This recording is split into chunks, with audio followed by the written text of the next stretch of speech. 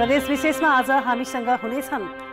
राप्ती स्वास्थ्य विज्ञान प्रतिष्ठानले कोरोना परीक्षणको शुल्क उठाउन थाल्यो। नबुझाए परीक्षण नगर्ने चेतावनी।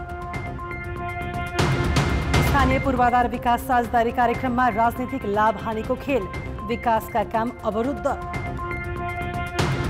बाँकेमा नदीजन्य वस्तुको तस्करीमा प्रशासनको लगाम, अवैध धन्दाको बचाउमा सत्तारूढ दलकै नेता मैदानमा। र लकडाउनकै बीच तातोपानी नाकाबाट धमाधम आयात, चैत यता 38 करोड 81 लाख राजस्व सङ्कलन। नमस्कार, म श्रद्धा अर्याल। यी थिए प्रदेश विशेषका लागि आजका सामग्री। यसबाहेक आज हामीसँग महिलाले समूह बनाएर धान रोपाईँलाई आम्दानीको स्रोत बनाएको लगायतका सामग्री हुनेछन्। हेर्दै गर्नुहोला प्रदेश विशेष समाचार समीक्षा र सन्देश।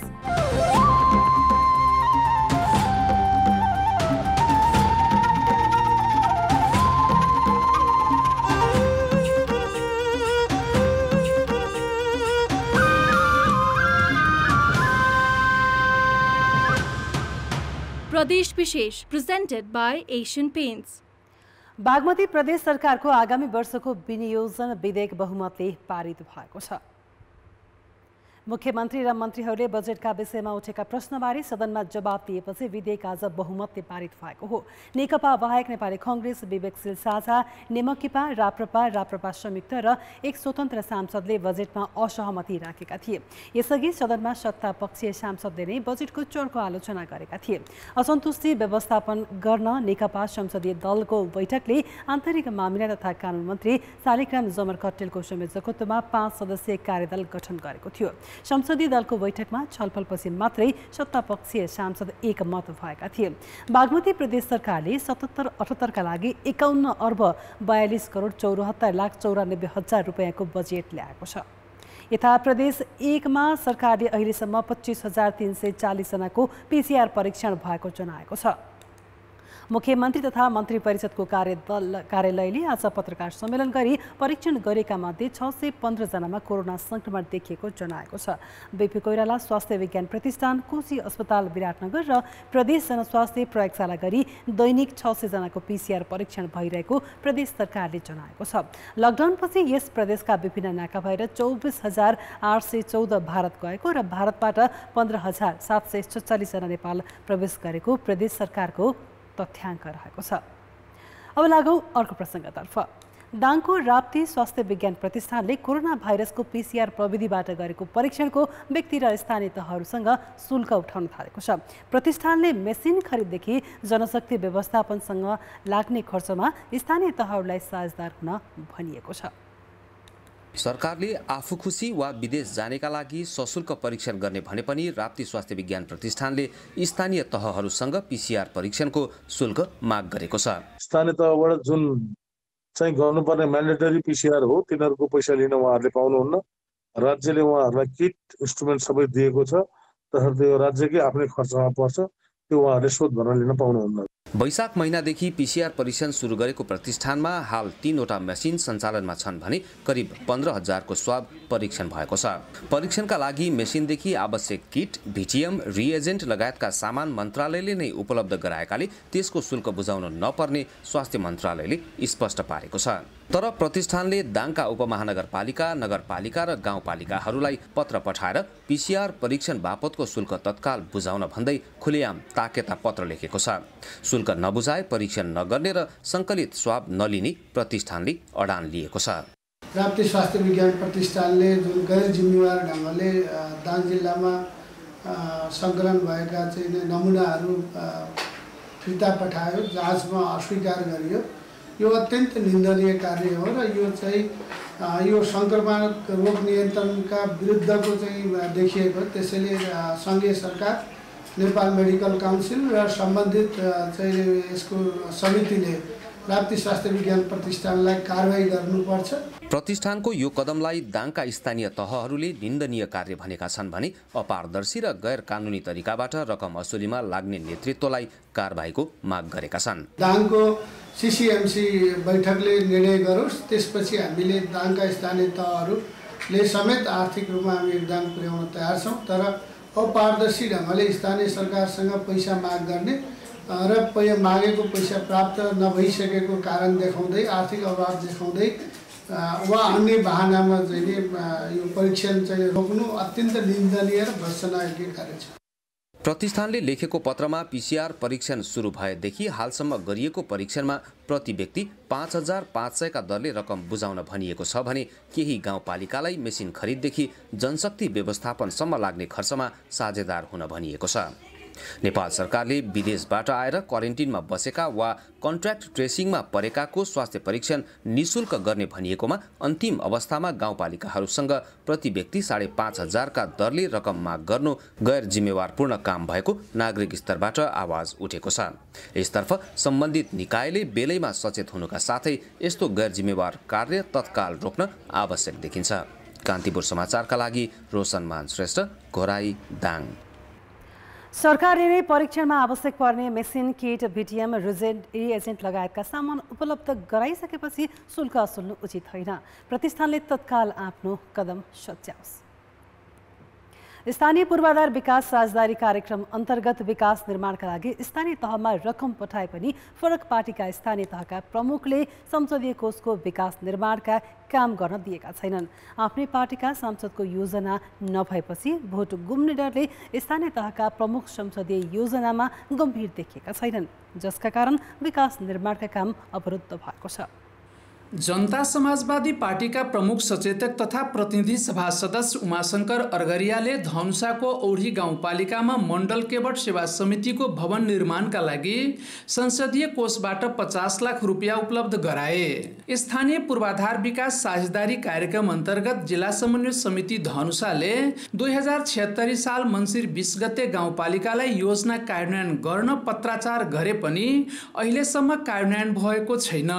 मण्डल केवट सेवा समितिको लागि दिएको संसदीय बजेटबाट विकास गर्नलाई दिएको, त्यसमा पनि के अरे यहाँ अब मेयर यहाँ गाउँपालिकाको अध्यक्ष अर्कै पार्टीको काङ्ग्रेस पार्टीको भएको र हामी अब त्यो बजेट आएको के अरे फोरम पार्टीको माननीय सदस्यबाट, अनि त्यही भएर त्यो राजनीतिक कारणबाट सफल हुन नदिए। प्राविधिक नभएको कारणले गर्दा हामीले अर्को गाउँपालिकाबाट प्राविधिक हायर गरेर त्यसलाई प्रोसेसिङ गरे र त्यो प्रोसेसिङ गर्दाखेरि तपाईको टेन्डर गर्नु पर्दाखेरि त्यसको ड्रइङ डिजाइन सबै बनाउनु पर्ने अवस्था हुन्छ र यो गर्नमा अलिकता त्यहाँले समयमा गरिदिनु भएन। त्यही पनि उसलाई रिक्वेस्ट गरेर उहाँबाट गर्न लगाए।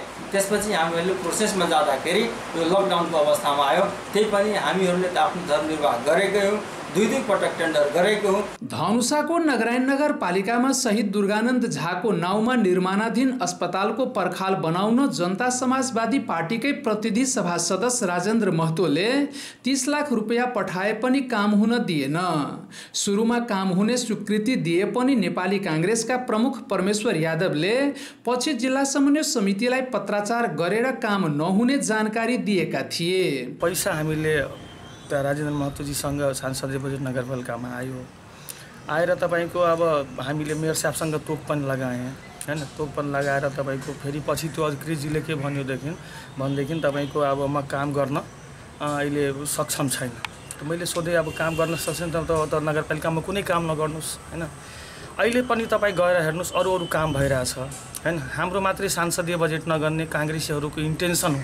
गाउँपालिका प्रमुखहरूको लापरवाहीका कारण धनुषामा गत वर्ष संसदीय योजनाको 40% रकम फ्रिज भएको थियो भने यस वर्ष पनि 40% रकम मात्र खर्च हुने अवस्था छ।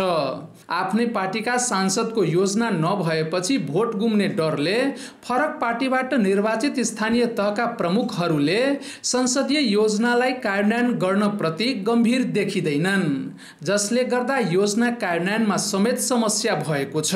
सांसदज्यूको अलग राजनीतिक पृष्ठभूमि, मेयर साहबहरूको, नगर प्रमुखहरूको, गाउँपालिका अध्यक्षज्यूहरूको अलग राजनीतिक पृष्ठभूमिले गर्दा अलिकति स्थानीय पूर्वाधार साझेदारी कार्यक्रमको योजना कार्यान्वयनमा अलिकति जटिलता र चुनौती थपिएको, कार्यान्वयनमा जान अनिच्छा देखाएको जस्ता विभिन्न समस्याहरू देखियो। शहीद दुर्गानन्द झाको स्मरणमा निर्माण गर्न लागि अस्पतालमा संसदीय बजेट बाहेक अन्य कुनै सहयोग प्राप्त भएको छैन। आएको सहयोगमा पनि राजनीतिक खिचातानी र कमिसन नपाउने भएपछि योजना कार्यान्वयन गर्न आलटाल गर्ने प्रवृत्ति बढ्दै गएको छ। कान्तिपुर समाचारका लागि अमरकान्त ठाकुर, जनकपुरधाम, धनुषा। भोटको राजनीतिका कारण कहिलेसम्म विकास निर्माणमा गतिरोध? राजनीतिक नाफाघाटाको खेल अन्त्यका लागि कसरी खबरदारी गर्नुपर्ला? तपाईको विचार लेख्नुहोस्। हामीलाई हाम्रो ट्विटर ह्यान्डल @OurKTV मा मेन्सन गरी पठाउन सक्नुहुनेछ। प्रदेश विशेष प्रेजेन्टेड बाइ एशियन पेन्ट्स। प्रदेश विशेषमा पुनः स्वागत छ। गृह प्रशासनले बाँकेको राप्ती नदी र मानखोलामा कब्जा जमाएर ढुङ्गा, गिटी र बालुवाको चोरी निकासी गर्दै आएका व्यवसायीका 10वटा क्रसर र बालुवा प्रशोधन उद्योगको विद्युत लाइन काटेर बन्द गराएपछि राजनीतिक दलका नेता अवैध धन्दाको बचाउ गर्न खुलेरै प्रशासन विरुद्ध मैदानमा उत्रिएका छन्। प्रमुख जिल्ला अधिकारीको कदम विरुद्ध नेकपा बाँकेका नेताहरू सत्ता र शक्तिको दुरुपयोग गर्न थालेपछि प्रमुख जिल्ला अधिकारी घेराबन्दीमा परेका हुन्। गलत गर्ने कुरा जोसुकै नेकपाकै नेता पर्छ भने पनि उसलाई बचाउनुपर्छ भन्ने पक्षमा हामी छैनौँ। तर अपराधको प्रकृति पनि हेर्नु पर्यो र अपराधमा संलग्न अरूको पनि हेर्नु पर्यो। औपचारिक रूपमा यसो भने पनि नेकपा बाँकेका सचिव अशोक कोइरालाको भनाइ र गराइ उल्टो छ। प्रमुख जिल्ला अधिकारी रामबहादुर कुरुङबाङले प्राकृतिक स्रोत दोहनमा संलग्न पाइएपछि जेठको अन्तिम साता राप्ती सोनारी गाउँ कमिटीका सचिव मनोज केसीलाई पक्राउ गरे। लगत्तै नेकपाका सचिव कोइराला सहितको दलबलले प्रहरीदेखि सरकारी वकिल कार्यालय धाएर केसीलाई छाड्न सत्ताको शक्तिको पुरै ताकत लगाए।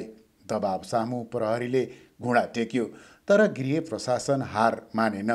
प्रशासनले दोस्रो चरणमा नदीजन्य पदार्थ व्यवस्थापन कार्यविधि 2075 र त्यसले तोकेको मापदण्ड विपरीत सञ्चालित 10वटा उद्योगको विद्युत लाइन काटेर अवैध धन्दामा संलग्नलाई कानुनी दायरामा ल्याउन कदम चालेपछि ढुङ्गा, गिटी र बालुवामा रजाइ गर्नेहरूको ओठ तालु सुकेको छ। अवैध धन्दाका मालिक र मतियारको नेतृत्व गर्दै नेकपा बाँकेका सचिव कोइराला 5 नम्बर प्रदेश सरकारलाई रिझाउन र मनाउन बुटोल समेत पुगेका छन्। निष्ठा र इमान्दारीपूर्वक काम गरेपछि यो पोलिटिकल प्रेसर सहन सकिन्छ भन्ने होइन कि यो पोलिटिकल प्रेसर नै आउँदैन। र म निर्धक्कसँग भन्न सक्छु कि यो क्रसरहरू बन्द गरिसकेपछि मलाई कसैले पनि यो राजनीतिक दबाब दिएको छैन। खालि एउटा चाहिँ यो सानो यो डन प्रवृत्तिको झुन्डहरूले चाहिँ के अलिकति डिस्टर्बेन्स गरेको जस्तो लाग्छ। गृह प्रशासन, घरेलु तथा साना उद्योग कार्यालय र 5 नम्बर प्रदेश सरकार भने नदीजन्य पदार्थ व्यवस्थापन कार्यविधि विपरीत चल्दै आएका सबै क्रसर उद्योगबाट 10 वर्षसम्म ठगेको सम्पूर्ण राजस्व असुल गराउने प्रक्रियामा जुटेको छ। उहाँहरू चाहिँ आजसम्म नटेरेर अथवा अवैध रूपमा उत्खनन गरिरहेको अथवा नवीकरण नगरेर कर नतिरेर गरिरहेको रहेछ भने चाहिँ सरकारी ऐनअनुसार नै जान्छ। घरेलुको हकमा उहाँहरूको उद्योग खारिजी गर्ने बाहेक अरू प्रक्रिया चाहिँ हाम्रो कानुनमा पर्दैन। प्रशासनले 5 दिन अघि आइतबार बाँकेका 26 मध्ये चालु अवस्थाका 10वटा बालुवा प्रशोधन र क्रसर उद्योगको विद्युत लाइन काटेको थियो। प्रदेश र केन्द्रीय सरकारले बाँके प्रशासनको कार्यलाई सुशासनको पक्षमा चालेको उचित कदम भनेको छ। यही बेला नदीजन्य वस्तुको अवैध धन्दामा राष्ट्रिय निकुञ्ज र हुलाकी सडक योजना कार्यालयका प्रमुखहरूको समेत मिलेमतो देखिएको छ। अब ती सरकारी निकायका प्रमुख पनि कारबाहीमा तानिन सक्ने सम्भावना देखिएको छ। कान्तिपुर समाचारका लागि सविता जीसीका साथ जे पाण्डे, नेपालगञ्ज, बाँके। तस्करीको बचाउमा 70 दलकै नेता उभिनु लासको पसारो होइन र? लकडाउनका बीच सिन्धुपाल्चोकको तातोपानी नाकाबाट आयात रोकिएको छैन। सामान्य अवस्थामा 1 अर्ब 47 करोड 74 लाख राजस्व जम्मा गर्न तातोपानी भन्सारबाट लकडाउन सुरु भएको चैतदेखि अहिलेसम्म 38 करोड 81 लाख राजस्व सङ्कलन भएको छ। लकडाउन सुरु भए यता सिन्धुपाल्चोकको तातोपानी भन्सारबाट स्वास्थ्य सामग्री सहित लसुन, प्याज, कच्चा पदार्थ लगायतका सामान आयात भइरहेको छ। लकडाउन यता यो नाकाबाट सबैभन्दा बढी कोरोना भाइरसको संक्रमण रोकथामका लागि प्रयोग भइरहेका स्वास्थ्य सामग्री आयात भइरहेका छन्। स्वास्थ्य सामग्री आयात बढेसँगै लकडाउनका बीच पनि तातोपानी भन्सार कार्यालयको राजस्व संकलनमा सकारात्मक प्रभाव देखिएको भन्सार प्रमुखको भनाइ छ। चीनका विभिन्न ठाउँबाट सामान किनेर अन द वेमा भएका सामानहरू नै अहिले आएका छन् र नयाँ सामानहरू त्यसरी चाहिँ आएको छैन। त्यो नयाँ सामान भनेको चाहिँ जुन कोरोनासँग सम्बन्धित सामानहरू, जुन सामान अहिले तत्कालको आवश्यकता, बजारको आवश्यकता अनुसार आएको छ। तातोपानी नाका हुँदै चीनबाट सामान आयात भएको 1 वर्ष पूरा भएको छ, तर नेपालबाट भने चीनतर्फ सामान निर्यात हुन सकेको छैन। कोरोना भाइरसको महामारी रोक्न लकडाउन गरिए पनि भन्सारबाट हुने आयातमा कुनै पनि प्रभाव नपरेको व्यापारीहरूको भनाइ छ। विशेष गरी अहिले कोभिड-19 आवश्यक पर्ने सामग्री, मास्क, सेनिटाइजर, त्यसमा युज हुने इलेक्ट्रिक सामानहरू लिएर आएको छ। चीनबाट भित्रिएको सामानलाई तातोपानी नाकामा कीटनाशक औषधि छर्केर मात्र भन्सारबाट प्रवेश गर्न अनुमति दिने गरिएको छ। पोइन्ट अफ इन्ट्री भन्दा पनि हाम्रो उताबाट आउने गाडीहरूमा पनि हामीले चाहिँ डिसइन्फेक्टेड गरेर 30 मिनट होल्ड गरिसकेपछि बल्ल उहाँहरू चाहिँ छिर्न गर्नुपर्छ। त्यसमा पनि हाम्रो इन्ट्री र एक्जिट पोइन्टमा दुईटैमा स्क्रिनिङ हुन्छ। तातोपानी नाकाबाट पछिल्लो समय कोरोना भाइरस संक्रमण रोकथाममा प्रयोग हुँदै आएका PCR machine, VTM kits, ventilator, PPE set, साधारण र N95 मास्क, सेनिटाइजर लगायतका सामग्री आयात भइरहेको छ। स्वास्थ्य सामग्री बाहेक हार्डवेयर सामग्री, कृषि उपकरण, दूरसञ्चार उपकरण जस्ता सामान पनि आयात हुने गरेको छ। कान्तिपुर समाचारका लागि कमला पाखरिन, सीमा नाका तातोपानी, सिन्धुपाल्चोक। लकडाउनकै बीच पनि तातोपानी नाकाको चहल पहलले राजस्वमा पक्कै पनि सकारात्मक प्रभाव पारेको छ। प्रदेश विशेष प्रेजेन्टेड बाइ एशियन पेन्ट्स। प्रदेश विशेषमा पुनः स्वागत छ। असार महिनामा रोपाएको चटारो सबैतिर छ। अहिले कृषकले मानो रोपेर मुरी उब्जाउन बिहाइ नभएछ। सल्यानका महिलाले रोपाइँलाई आम्दानीको स्रोत पनि बनाएका छन्। शारदा नगरपालिकाका महिलाले समूह बनाएर रोपाइँको काम गर्दै आम्दानी पनि गरिरहेका छन्।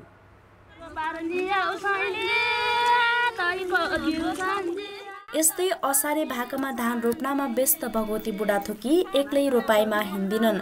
सल्यानको शारदा नगरपालिका 15 मा उनी सहितको रोपार समूह नै छ, जसमा 22 जना सदस्य छन्। कहिले कसैको खेतमा त कहिले कसैमा पुग्ने यो समूहले 1 घण्टा काम गरेको 2500 लिन्छ। समूहमा पनि हाम्रो राम्रो आम्दानी भएको छ। यो समूहमा रोप्न लागेदेखि हामीले अब अरूसँग सरसापट गर्न पर्दैन। हामीले यही पैसा लगाएर धेरै आम्दानी गरेका छौँ। यसपालि निरन्तरको वर्षाले रोपाई धमाधम हुन थालेपछि समूहमा पनि कामको दबाव छ। रोपारको काम गर्ने यी महिलालाई आय आर्जनका लागि यो मौसम महत्त्वपूर्ण हो। रोपाइमा काम गरेर हुने आम्दानीले घर खर्च धान्न सहयोग पुग्ने गरेको उनीहरूको अनुभव छ। समूहमाबाट काम गर्दाखेरि हामीलाई त आम्दानी पनि हुनुभयो। हामीलाई पछि त्यही आम्दानीले पछि समूहमा राखेर हाम्रो घर खर्च चलाउन पनि सजिलो हुने भयो भने समूह नै बनाएर काम गर्न थालेको धेरै समय नभए पनि आम्दानी माग बढ्दै गएपछि रोपार महिला उत्साहित छन्। एक सिजनमा यो समूहले 2 लाखसम्म कमाउँछ। रोपारको काम गरेर ज्याला लिने प्रचलन पुरानै हो, तर यसरी संगठित रूपमै रोपाइमा जाने र ज्याला लिने अभ्यास भने कतैतिर देखिँदैन। यसले एकातिर गाउँमा हुने रोपार समस्या टारेको छ भने अर्कातिर समूहगत रूपमै आम्दानीको विकल्प पनि बनेको छ। कान्तिपुर समाचारका लागि सरिता चलाउने, शारदा खोला, सल्यान। आत्मनिर्भर बन्ने महिलाहरूको यो प्रयास सराहनीय छ। प्रदेश विशेष आजका लागि यति नै। प्रदेश समाचारहरूको साथमा भोलि फेरि आउनेछौँ। कान्तिपुर टेलिभिजन हेर्दै गर्नुहोला। नमस्ते।